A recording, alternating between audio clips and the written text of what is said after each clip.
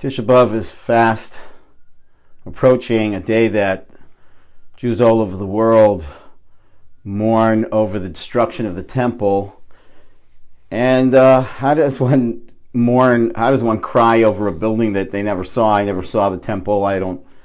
What would that mean to cry over the temple?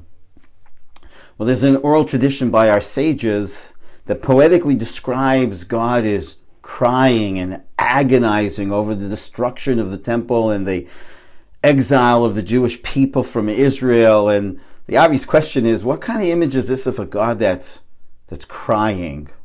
What would it mean that God is crying poetically? We talk about God in human terms, but of course God is beyond all that, but nonetheless that's the only frame of reference we have. So what would it mean that God's crying? Yet our sages teach us an idea that more than the baby wants to nurse, the mother wants to feed. And that when a baby doesn't nurse and suck from its mother, then that causes the mother incredible pain.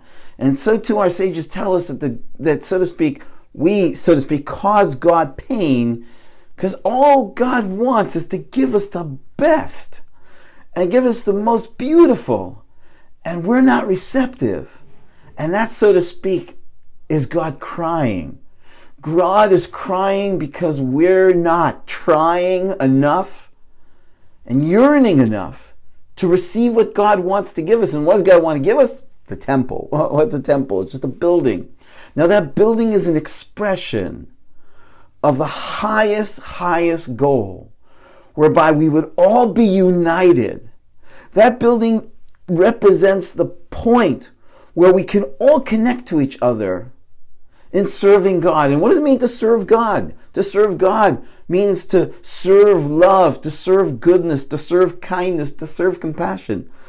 Bring God's presence into the world. Bring love into the world. And that's what we have to cry over. It's crazy. How is it possible that this world hasn't come to realize that only love is real, that true love is what really matters, and that only when we start to love more,